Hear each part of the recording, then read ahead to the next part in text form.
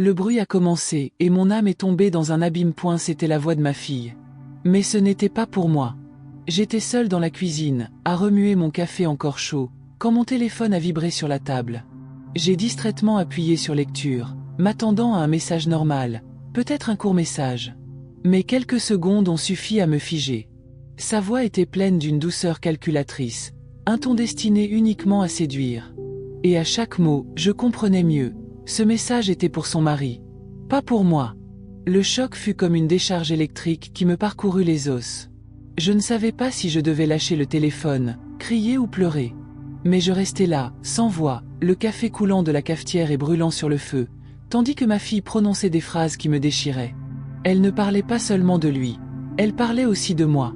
Comme quelqu'un qui révèle un secret honteux, elle faisait de moi un fardeau, un obstacle, un fardeau. L'horloge murale semblait se moquer de mon impuissance à chaque tic-tac. Ma respiration devint saccadée, mon cœur battait comme un tambour de guerre. Je sentais ma peau brûler, non pas à cause de la vapeur chaude du café, mais de la honte d'être si dénudée, comme si ma propre fille avait oublié que j'étais humaine. Ma première réaction fut le déni. Peut-être l'avais-je mal comprise. Peut-être n'était-ce qu'une phrase creuse. Mais après quelques secondes, je compris que ce n'était pas une erreur. Elle parlait de moi avec mépris. Pire encore, elle parlait comme si elle avait un plan. Il y avait quelque chose de caché dans ce ton. Quelque chose qui dépassait les mots venimeux prononcés dans le feu de l'action. C'était comme ouvrir un tiroir et y trouver non seulement de la poussière, mais un serpent enroulé. Un détail, un oubli, révélant une corruption plus profonde.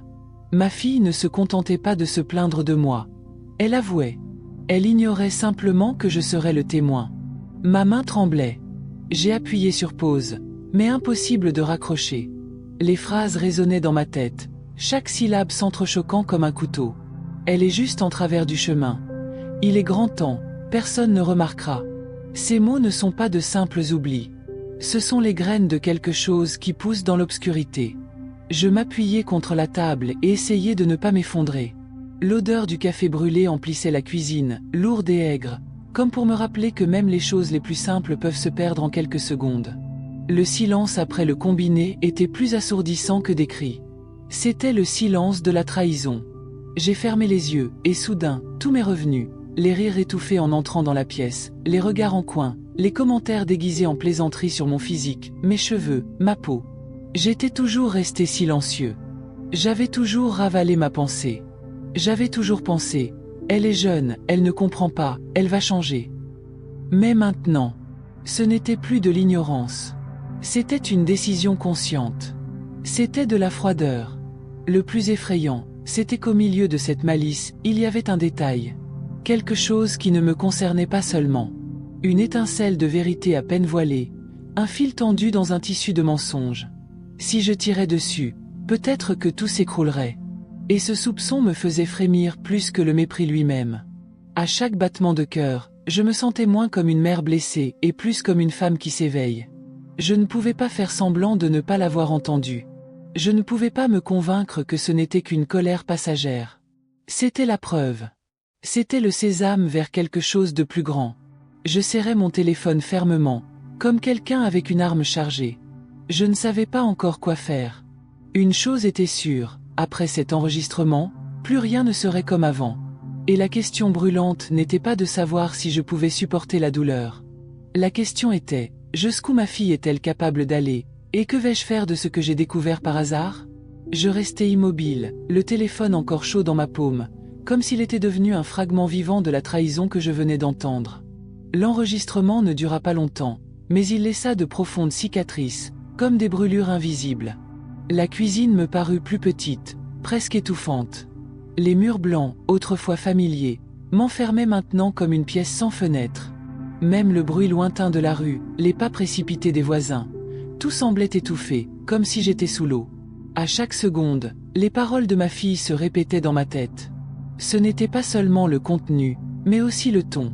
Un mélange de douceur apprise et de méchanceté discrète, comme si on parfumait quelque chose de souillé. Ces phrases reflétaient des années de petits gestes que j'avais acceptés en silence. Les sourires forcés lorsqu'elle me demandait quelque chose, les corrections impatientes à mon discours, les regards en coin lors des réunions de famille comme si j'étais un accessoire déplacé. Je voulais croire que c'était des détails sans importance. Je réalisais maintenant que c'étaient les fragments d'un miroir plus grand, et je saignais en les recollant. La douleur n'était pas seulement celle d'une mère. C'était celle d'une femme qui avait consacré sa vie entière à élever, nourrir et prendre soin de ses enfants, et pourtant était devenue invisible. Combien de nuits étais-je resté éveillé, priant pour qu'elle ait la force les jours difficiles. Combien de fois avais-je oublié d'acheter quelque chose juste pour qu'elle ait le meilleur. Et maintenant, entendre à quel point ma fille me rendait pénible, un fardeau qui ne devrait plus exister, c'était comme si on me crachait au visage toutes les victimes. Mais il y avait plus. Quelque chose se cachait derrière ces mots. Ce n'était pas seulement de l'ingratitude. C'était de la stratégie. Sa façon de parler ne ressemblait pas à une simple expression de colère. On aurait dit quelqu'un qui préparait le terrain, qui planifiait une action.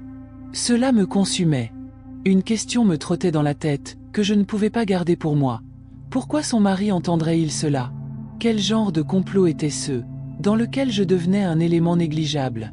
À chaque souvenir, je me voyais blotti dans un salon bondé, essayant de sourire tandis que ses yeux se croisaient au-dessus de ma tête, comme si je n'existais pas.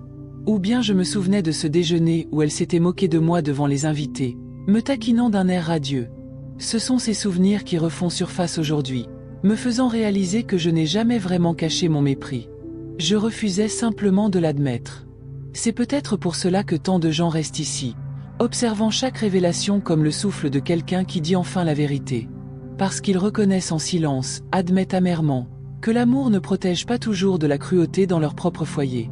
Je serrais mon téléphone contre moi comme quelqu'un accroché à une planche au milieu d'un naufrage. J'avais envie de pleurer, mais les larmes ne venaient pas. Ce qui montait en moi n'était pas le désespoir, c'était une étincelle de lucidité. Quelque chose avait changé, et même si je ne savais pas exactement où cela me mènerait, je ne pouvais pas revenir en arrière. Au fond de moi, je sentais que ce n'était pas seulement une blessure ouverte. C'était aussi une clé. Et en tournant cette clé, je pouvais découvrir des portes que je croyais jusque-là inexistantes. Ce que j'ai découvert en franchissant cette frontière était bien plus grand que je n'aurais pu l'imaginer. Ce soir-là, alors que le silence régnait dans la maison, j'ai réécouté l'enregistrement. C'était comme gratter une plaie ouverte, mais j'avais besoin de comprendre chaque détail, chaque intonation.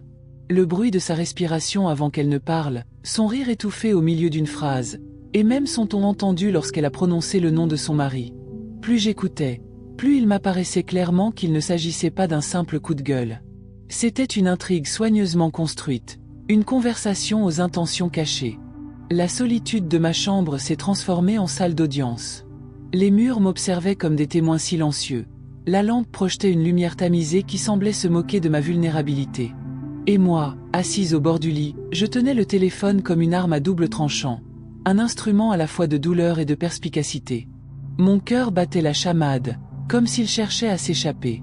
Ce n'était pas seulement la peur de perdre ma fille.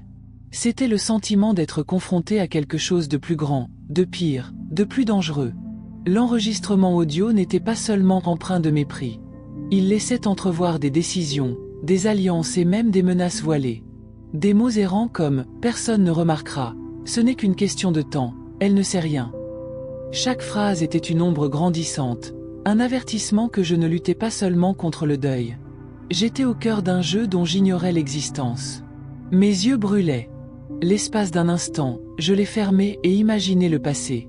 Je me souvenais de la première fois où je l'avais tenue dans mes bras, si petite, si fragile, et de mon vœu silencieux de ne jamais lui faire de mal. L'image de la fillette à couette courant dans la cour était encore gravée dans ma mémoire. Mais à présent, se superposait à ce souvenir le visage froid de la femme qui m'avait traité d'obstacle. Le contraste me bouleversait. Comment la même enfant qui m'avait autrefois traité d'héroïne pouvait-elle maintenant me considérer comme un fardeau? Je me suis levé et je suis allé à la fenêtre. Dehors, la rue dormait. Les lampadaires projetaient une lumière jaunâtre qui dissipait à peine l'obscurité. La scène semblait refléter mon propre état. Une lueur d'espoir luttant contre une mer d'ombre. Je sentais deux forces opposées en moi, l'amour qui voulait encore croire à une explication, et la peur qui connaissait déjà la vérité. Dans ce conflit, j'ai pris conscience de la gravité de ce à quoi j'étais confronté. Ce n'était pas seulement ma dignité qui était mise à mal. Il y avait des conséquences imprévisibles qui pouvaient me dépasser. Si elle était capable de me parler ainsi, que serait-elle prête à faire d'autre en silence? Jusqu'où irait-elle pour effacer toute trace de ce qui la dérangeait? La nuit passa et, heure après heure, il m'apparut de plus en plus clairement que je ne pouvais ignorer ce message. C'était comme une flamme allumée au milieu d'une pièce remplie de poudre à canon. Un faux mouvement, et tout exploserait. Mais quelque chose en moi m'empêchait d'éteindre ce feu. Il fallait que je voie où il me mènerait. Le sentiment était clair, l'audio n'était qu'un début. Et ce qui allait surgir de l'ombre pourrait être encore plus dévastateur que mes craintes initiales. L'aube m'enveloppa d'un silence pesant, mais une inquiétude m'empêchait de trouver le repos. Je marchais de long en large, essayant d'organiser mes pensées, et à chaque pas, j'avais l'impression de porter des pierres invisibles sur mes épaules. L'écho du son persistait, mais au lieu d'une simple douleur, il éveillait en moi quelque chose d'autre, presque une clarté amère. C'était comme si, pour la première fois, je regardais ma propre vie de l'extérieur, sans le voile d'affection qui m'avait toujours aveuglé. En marchant, je laissais mon regard errer dans mon salon. Les cadres de la bibliothèque étaient remplis de photos de moments précieux. Des sourires figés dans le temps, des fêtes d'anniversaire, des célébrations où j'avais cru en notre lien. Chaque image semblait me narguer, comme pour me dire « Regarde comme tu as cru au scénario qu'il créait autour de toi ». Et soudain, j'ai senti le sol trembler dans ma poitrine. Était-ce une comédie? Ou étais-je la seule à m'obstiner à porter des lunettes roses pour supporter les vicissitudes du quotidien? Je me suis arrêté devant une photo en particulier. Ma fille, encore adolescente, appuyée contre moi, un bras autour de mes épaules, les yeux brillants de fierté. Je tenais le verre du cadre comme pour en obtenir une réaction. Le contraste était cruel, hier empli de tendresse, aujourd'hui empoisonné par les secrets. Ce choc des temps m'a fait prendre une grande inspiration et résister à la tentation de considérer tout le passé comme un mensonge. Peut-être que non. Peut-être que la dureté s'est accrue plus tard, alimentée par l'ambition, la vanité et des décisions que je n'ai jamais contrôlées. Cette pensée m'a fait réfléchir. Un instant où je me suis rappelé que, malgré toutes les difficultés, mon amour n'avait pas été vain. Que l'histoire que j'avais construite, même si elle était désormais entachée par la trahison, contenait encore des moments de vérité. Et c'est précisément à ce moment-là que beaucoup ressentent le besoin de soutenir ce voyage et de laisser une trace silencieuse, celle que le message les a touchés, comme si chaque souvenir était aussi le reflet de leur propre douleur cachée. Mais bientôt, la réalité m'a rattrapé. Je me suis rassis, j'ai fermé les yeux et j'ai écouté le bruit lointain de la rue, celui des voitures solitaires qui passaient comme des fantômes nocturnes. C'était comme si chaque bruit me rappelait que le monde extérieur continuait son cours, indifférent à la tragédie dont j'étais témoin. Ce contraste m'a fait réfléchir. Combien de personnes arpentent les trottoirs le cœur brisé, cachant derrière des gestes quotidiens les guerres silencieuses qu'elles mènent chez elles? C'est peut-être pour cela que mes mains ne lâchaient pas mon téléphone, comme si je portais non seulement un secret personnel, mais le miroir de quelque chose de bien plus grand. Le poids de ce que j'avais entendu prit une nouvelle forme en moi. Ce n'était pas seulement de la douleur. C'était un appel à ouvrir les yeux et à comprendre que je ne pouvais plus vivre dans l'engourdissement de tout excuser. L'enregistrement audio m'avait arraché à ma cécité. Et cette lucidité était douloureuse, mais aussi dangereuse, car je savais désormais qu'il y avait une voie à suivre et que rien ne pourrait me ramener à l'ignorance d'avant. Alors que le crépuscule s'estompait et que les premières lueurs de l'aube filetaient par la fenêtre, je réalisais que le pire était encore à venir. J'avais l'impression d'être au bord d'un précipice, le regard perdu dans les profondeurs, sachant que dans cette obscurité se cachait quelque chose qui allait complètement changer ma vision de ma fille et de moi-même. Les premières lueurs de l'aube filetaient à travers les rideaux fins et se répandaient sur le sol du salon, comme pour tenter d'adoucir l'obscurité qui m'entourait encore. Je fixais cette timide lueur, et l'espace d'un instant, crus presque trouver un soulagement. Mais le poids qui pesait sur moi ne se soulagea pas avec la clarté. C'était comme si la lumière révélait encore davantage les ombres que j'avais découvertes. À chaque respiration, je sentais la tension grandir, comme une corde tendue menaçant de rompre à tout instant. Le silence dans la maison était épouvantable à cet instant. Seul le chant des oiseaux résonnait dehors, comme si rien n'avait changé. Et pourtant, pour moi, tout avait changé. La voix de ma fille me hantait comme un fantôme tenace, refusant de me laisser en paix. Je n'écoutais plus seulement avec mes oreilles, mais avec tout mon corps. Ma poitrine se serrait, mon estomac se nouait, et même mes mains tremblaient sans cesse. J'ai regardé à nouveau les cadres et j'ai remarqué comment la lumière du matin faisait scintiller le verre et projetait des reflets sur le mur. C'était comme si ces tableaux voulaient s'affranchir du temps, me crier dessus, me montrer que la vie qu'ils contenaient ne correspondait plus à la réalité. J'ai ressenti un étrange mélange de tendresse et de dégoût. Je voulais m'imprégner du souvenir de la fille qui m'avait autrefois si affectueusement appelée « maman », mais en même temps, je voulais détourner le visage pour éviter d'affronter ce qu'elle était devenue. Et dans ce conflit, quelque chose a commencé à grandir en moi. Ce n'était pas seulement de la douleur. C'était un sentiment hybride de peur et d'espoir. La peur de ce que j'ignorais encore, de ce qui pourrait ressurgir si je continuais à tirer sur le fil caché dans ces mots. L'espoir que, peut-être, comprendre tout cela m'apporterait enfin une force que j'ignorais posséder. Comme une cicatrice qui, au lieu de défigurer la peau, se transforme en signe de résistance. Je me souvenais qu'on me disait, jeune homme, de faire profil bas et d'accepter les choses telles qu'elles sont. J'obéissais souvent, persuadé que le silence était synonyme de sagesse. Mais à cet instant précis, je prenais conscience du danger de cette habitude. Le silence qui m'avait autrefois protégé menaçait de m'engloutir. La révélation enfouie dans l'enregistrement audio m'a fait sortir de ma coquille. Je ne pouvais plus me taire. Le contraste entre le monde extérieur et mon monde intérieur était brutal. Dans la rue, les enfants riaient sur le chemin de l'école, les voisins discutaient avec animation. Une guerre inimaginable faisait rage en moi. Et cette différence m'a fait me demander, combien d'histoires comme la mienne se cachent derrière des portes closes? Combien de mères, combien de femmes ne sont perçues que comme des ombres, alors qu'en elles bouillonne un volcan sur le point d'exploser? À chaque seconde, le sentiment d'urgence grandissait. C'était comme si je marchais dans un couloir étroit et faiblement éclairé, sachant qu'il y avait une porte au bout. Je ne savais pas encore ce qui se cachait derrière, mais je savais déjà que je ne pouvais plus faire marche arrière. Ce que ma fille avait dit n'était pas seulement une insulte. C'était un signe. Et les signes, ignorés, peuvent mener à la tragédie. À l'aube, je me sentais de plus en plus confiné, comme si j'étouffais.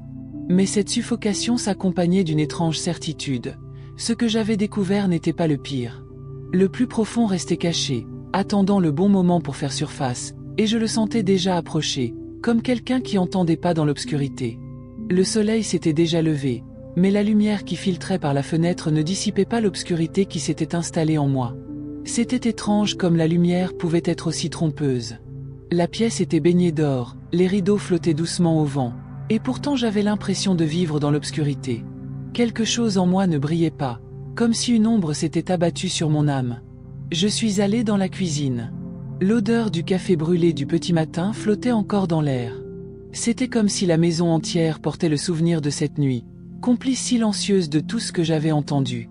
J'ai pris une tasse propre et l'ai remplie de café frais, mais en la portant à mes lèvres, j'ai réalisé que le goût ne me procurait plus le réconfort d'autrefois. Chaque gorgée était amère, comme si mes propres larmes s'étaient mêlées au breuvage. Tandis que je regardais la vapeur s'élever de la tasse, je songeais à toutes les fois où ce geste quotidien m'avait offert un refuge. Le café m'évoquait toujours la routine, la stabilité. Mais maintenant, même cela me semblait fragile. Si l'amour d'une fille pouvait s'éroder, quelle garantie restait-il? La chaleur de la boisson contrastait avec le froid qui me serrait la poitrine. C'était une lutte silencieuse, le feu contre la glace, la vie contre le vide. Je m'approchai de la fenêtre et vis les enfants jouer dans la rue. Ils couraient, criaient, trébuchaient et riaient comme si le monde était un lieu sûr. Ce spectacle me fit sourire un instant, mais bientôt, il me fit mal. Moi aussi, j'avais autrefois cru en l'innocence, j'avais couru librement et j'avais confiance que la vie me porterait. Maintenant, en regardant en moi, je réalisais que cette confiance pouvait être brisée par un simple bruit. Le contraste entre leur légèreté et le fardeau que je portais me déchirait. J'ai caressé la table de la cuisine, comme si ce contact pouvait m'ancrer dans la réalité. Mais la réalité, à cet instant, était faite de questions sans réponse. Jusqu'où ma fille irait-elle? Que signifiaient vraiment ces phrases éparses? Et surtout, que m'arriverait-il si je restais silencieux et faisais semblant de ne pas entendre les signaux? À chaque minute, le dilemme s'approfondissait. D'un côté, il y avait l'espoir tenace que tout cela n'était qu'un malentendu, que la fille qui m'avait tenu la main existait encore quelque part. De l'autre, il y avait la peur accablante d'être au bord du gouffre et que la chute avait déjà commencé. Espoir et peur s'entremêlaient comme deux serpents qui se tortillaient en moi, cherchant à s'étouffer. Le temps semblait s'écouler plus lentement, comme si l'horloge avait perdu son rythme. J'entendais chaque seconde tic-tac, mais chaque tic-tac était lourd, menaçant. J'avais l'impression d'attendre une annonce inévitable, comme si j'étais dans une pièce dont la porte s'ouvre lentement et dont je ne sais pas qui va entrer. Le suspense résidait non seulement dans ce que j'entendais, mais aussi dans ce qui restait à révéler. J'en avais le souffle coupé. Ce n'était pas seulement un secret de famille. C'était quelque chose qui affectait mon identité, mon image de moi-même et celle du monde. Et ce matin-là, qui me semblait si ordinaire, j'ai réalisé que plus rien en moi ne serait ordinaire. Je me tenais là, devant la fenêtre, tenant la tasse maintenant froide dans ma main, et j'avais l'impression de vivre le moment exact où la vie retient son souffle avant de porter le coup suivant. Le silence matinal n'était plus le même. Une étrange vibration flottait dans l'air, comme si chaque objet de la maison avait remarqué ce que je portais. Mon téléphone, posé silencieusement sur la table, semblait plus lourd qu'il n'aurait dû l'être, comme s'il contenait non seulement un fichier audio, mais tout un destin. Chaque fois que je le consultais, un frisson me parcourait l'échine. Cela me rappelait que quelque chose avait déjà été dit et ne pouvait plus être effacé. Et en même temps, je commençais à reconnaître les reflets de ce secret dans les petits gestes de mon quotidien. La façon dont ma fille me regardait ces dernières semaines, comme si elle observait chacun de mes faits et gestes, prenait désormais tout son sens. Même le silence gêné de son mari lors des réunions de famille, sa façon d'éviter mon regard, prenait un sens nouveau. Ce que j'avais auparavant attribué à l'indifférence s'avéra être le fruit d'un complot plus vaste. C'était comme si l'enregistrement audio avait levé le voile, révélant des détails qui avaient toujours été là pour moi, mais que je n'avais pas voulu voir. J'avais l'impression d'être dans une pièce remplie de gens souriants, mais j'étais le seul à écouter la musique en fond sonore. Les gestes étaient répétitifs, les répliques semblaient normales, mais la mélodie cachée trahissait la farce. Je me sentais dépaysé, mais aussi attentif. Chaque mot à table, chaque échange de regards entre eux, était désormais interprété sous un angle différent. Et ce nouvel angle m'emplissait à la fois de peur et de puissance. En réfléchissant, je me suis souvenu de toutes les fois où j'avais lutté seul contre des chaînes invisibles. La difficulté de sourire, même sous les commentaires voilés, l'épuisement de devoir prouver ma valeur à ceux qui me jugeaient inférieur. Maintenant, cette lutte prenait une nouvelle dimension. Il ne s'agissait plus seulement de résister, mais de comprendre que mon silence alimentait les intrigues des autres. Et cette compréhension a éveillé en moi le désir de riposter. Impossible de ne pas penser aux conséquences. Si je restais immobile, prisonnier de ma peur, elle me consumerait probablement. Mais si j'agissais et décidais d'utiliser la vérité qui m'était tombée entre les mains, la partie changerait. C'était comme si je tenais une pièce rare aux échecs. Un seul coup juste pouvait renverser la situation. Pourtant, en même temps, chaque faux pas pouvait me coûter cher. Cette dualité me tenait éveillé, chaque muscle de mon corps en alerte, comme si j'étais sur le point de franchir un pont branlant au-dessus d'un précipice. Et c'est étrange de voir combien de personnes, face à une telle révélation, ressentent le besoin de parler et de partager leurs propres douleurs cachées. C'est comme si tous ceux qui entendent mon histoire redécouvraient leurs cicatrices et réalisaient que l'ennemi n'est pas toujours à l'extérieur. C'est peut-être pourquoi tant de personnes laissent leurs pensées flotter, presque comme un écho, car elles savent que le silence signifie aussi se perdre soi-même. Le temps passait lentement, mais la tension montait rapidement en moi. Je savais que je n'avais pas encore tout vu, que d'autres ombres se cachaient. L'enregistrement audio n'était que la partie émergée de l'iceberg, et ce qui se cachait en dessous promettait d'être bien plus profond. À chaque souvenir, à chaque aperçu fugace que je reconstituais dans mon esprit, je me rapprochais d'une révélation qui semblait inévitable. Et c'est précisément ce sentiment d'inévitabilité qui me retenait le souffle, comme si j'étais sur le point d'assister à quelque chose qui allait changer non seulement ma vie, mais aussi le regard que les autres portaient sur moi. Le jour se leva comme une inondation, et je me surpris à parcourir la maison comme si j'explorais un territoire inconnu, mémorisant mentalement chaque aspérité du sol. Mon téléphone était toujours posé sur la table, telle une pierre au milieu d'un lac, envoyant des ondulations silencieuses qui touchaient tout. Prudemment, je le pris une grande inspiration et rouvris le dossier. Des sons à peine perceptibles précédèrent la voix de ma fille. Une porte en arrière-plan, le frottement d'une chaise, peut-être un verre qu'on posait sur un comptoir. Je fermai les yeux et tentai de reconstituer la scène. C'était comme si je regardais par une fente de la fenêtre, reconnaissant la pièce à son écho. Sa voix résonnait, aiguisée, comme filtrée par la douceur. La lame en dessous. La façon dont elle marqua une pause avant de prononcer mon nom me fit frissonner, comme s'il y avait une hésitation délibérée, un masque se moulant sur son visage. Je sortis sur le porche pour reprendre mon souffle.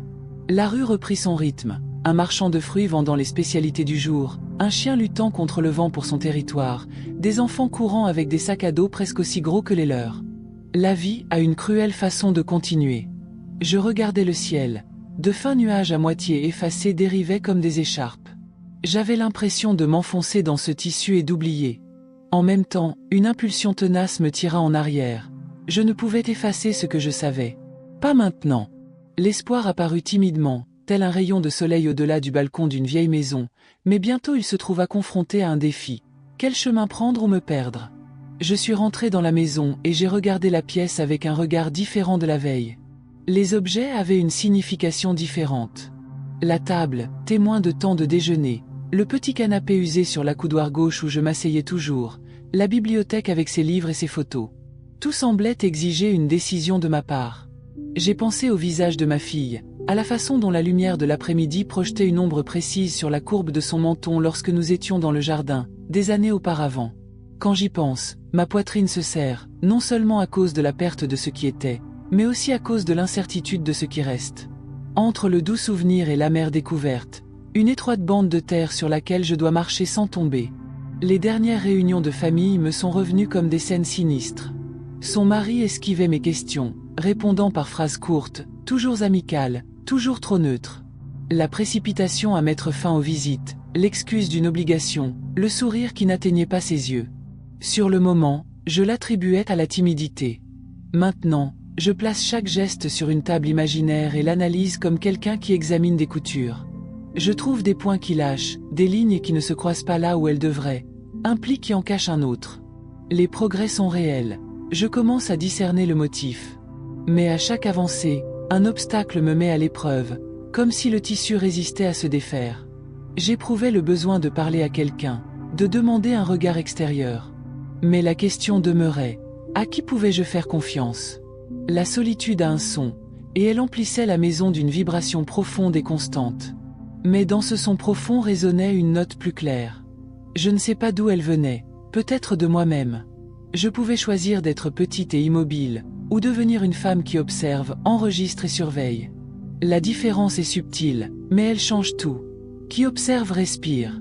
Qui enregistre n'est pas perdu. Qui surveille construit un fil qu'il pourra ensuite tirer. Je suis allé dans ma chambre et j'ai ouvert le tiroir de la commode. J'ai touché les vieilles lettres, des messages d'une époque où tout semblait plus simple. Le papier a une honnêteté qui manque au verre des paravents.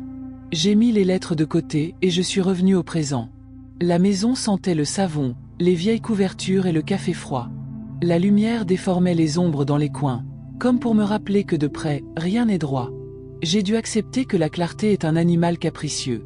Elle apparaît, s'exhibe un instant, puis s'enfuit dans les bois. À chaque pensée, une image. À chaque image, une nouvelle question. Si c'était une performance, quelle était la scène? Qui avait écrit le texte et qui l'avait simplement mémorisé? Où se trouvait exactement l'endroit au sol qui me donnerait une vue sur le sous-sol? J'en avais le souffle coupé, mais je ne reculais pas. J'ai traversé la maison comme si je tâtais le plancher du pied, guettant les craquements et repérant les points dangereux. Les petits pas sont une preuve de courage. L'après-midi se pressait contre la fenêtre comme un visage curieux. L'ombre se dessinait sur les murs, et pendant un instant, la maison sembla conserver sa propre voix, comme si elle aussi attendait que quelqu'un parle. Moi-même, je restais debout au milieu du salon, mon téléphone à la main, sentant l'air entre moi et le geste suivant comme un secret. Ce n'était pas le moment de répondre. Il était temps de voir clairement ce qui restait caché. Et à cet instant précis, dans cette pause, comme un souffle retenu, je compris que l'étape suivante ne viendrait pas de la hâte, mais de la signification précise d'un détail que je n'avais pas encore perçu. L'après-midi s'éternisait, et avec lui, mes pensées semblaient prendre une forme d'ombre, occupant chaque recoin de la maison. Je tenais toujours mon téléphone comme un morceau de verre fragile, sachant qu'un mouvement brusque pouvait briser non seulement l'objet, mais aussi l'illusion de stabilité qui subsistait.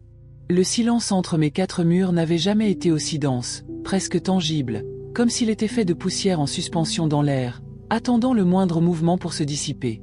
J'ai commencé à remarquer des choses qui m'avaient échappé jusque-là.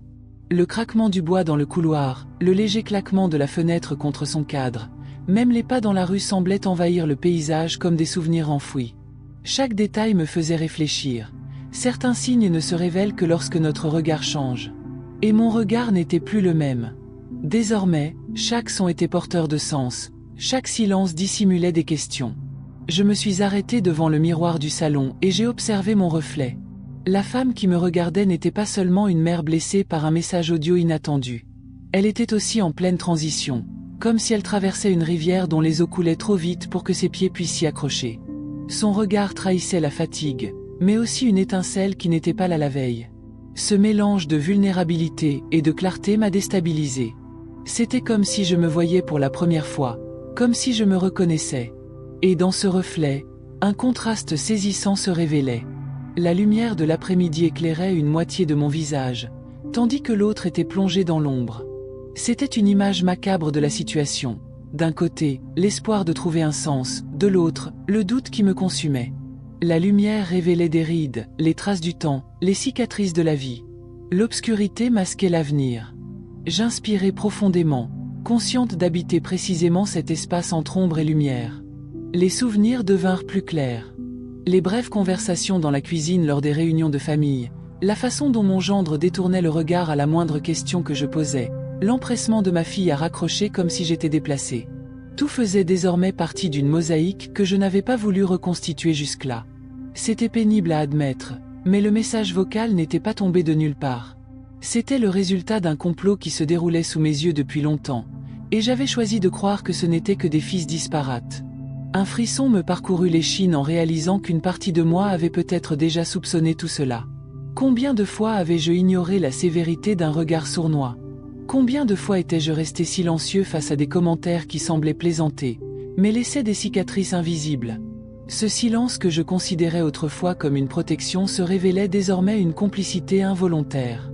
Et cette pensée me frappa violemment. Dans quelle mesure mon propre silence avait-il contribué à créer le décor où j'étais désormais à la fois spectateur et cible? La tension montait comme une boule dans ma gorge. D'un côté, il y avait la certitude que rien ne serait plus jamais comme avant. De l'autre, l'incertitude de ce qui adviendrait de mon prochain pas.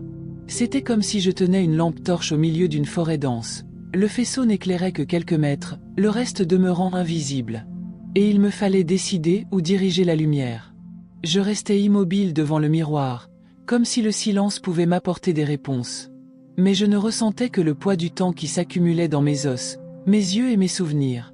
À chaque seconde, le sentiment que quelque chose de plus grand allait se produire s'intensifiait, comme des pas étouffés sur la terre humide. Une tension flottait dans l'air, si palpable qu'elle semblait prendre forme. Et je savais sans l'ombre d'un doute que ce qui allait suivre allait non seulement révéler des secrets, mais aussi changer à jamais ma vision de ma propre histoire. La nuit tomba sans autorisation, enveloppant la maison d'un épais manteau. Les lampadaires filetaient à travers les fentes des rideaux, se dispersant comme des éclats de verre sur le sol. Je restais immobile, mon téléphone toujours à la main, et réalisais que je ne tenais pas un simple objet. Je tenais la clé d'une transformation inévitable. Quelque chose en moi avait changé à jamais. La douleur qui m'avait autrefois accablé me soulevait maintenant, comme si chaque mot que j'entendais avait allumé une flamme inextinguible. Je me suis regardé à nouveau dans le miroir et j'ai vu une femme différente. La même peau usée par le temps, les mêmes yeux chargés de souvenirs, mais avec un détail nouveau, la force. Le reflet révélait non seulement les cicatrices, mais aussi la résilience qui grandissait à leur côté. Et à cet instant, j'ai compris que, même si ma fille avait essayé de me faire passer pour un fardeau, j'étais son fondement. Sans moi, rien dans sa vie n'aurait été pareil. Cette prise de conscience n'a pas effacé la douleur, mais m'a redonné la place qui m'appartenait de droit. Je pensais à chaque sacrifice, à chaque nuit blanche, à chaque acte d'amour que je lui avais offert sans rien demander en retour. Je me souvenais de l'odeur du pain que je cuisinais moi-même pour qu'elle ait à manger, des jours où mon corps fatigué trouvait encore la force de sourire, du silence que je ravalais pour qu'elle n'ait pas apporté le poids du monde trop tôt. Ces souvenirs, qui m'avaient autrefois fait pleurer, étaient devenus un fondement. Ce n'étaient pas des signes de faiblesse, mais les signes d'une victoire silencieuse. La tension de la trahison ne s'apaisa pas. Elle palpitait encore comme une plaie ouverte. Mais avec elle survenait quelque chose de plus grand, la certitude que je pouvais redéfinir ma place dans cette histoire. Je n'étais ni spectateur ni victime passive. J'avais une voix, j'avais une mémoire, j'avais la vérité stockée sur l'appareil entre mes doigts. Et cela me rendait plus fort que n'importe quel mépris. J'ai pris une grande inspiration et j'ai senti la maison respirer avec moi.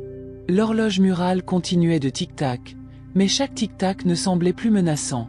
On aurait dit le début d'une nouvelle ère. C'était le rythme du changement, l'annonce silencieuse que rien ne serait plus comme avant.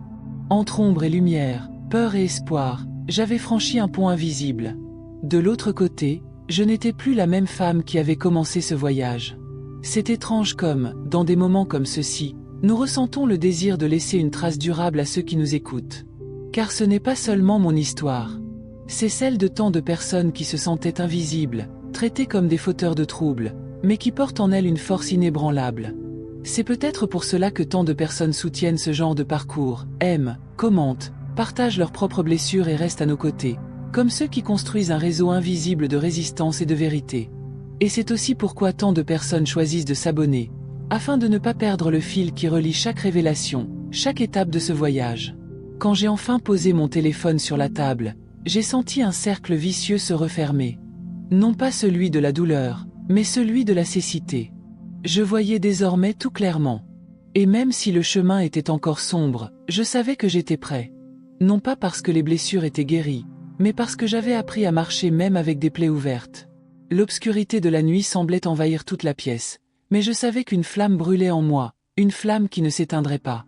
Et cette flamme, si fragile et si puissante, me permettait de regarder vers l'avenir sans détourner le regard. Ceux qui m'ont accompagné jusqu'ici ressentent peut-être la même étincelle, le privilège d'être témoins non seulement de la douleur, mais aussi de la transformation. Et ensemble, nous pouvons reconnaître que même dans le silence le plus profond, la vérité trouve toujours le moyen de se faire entendre.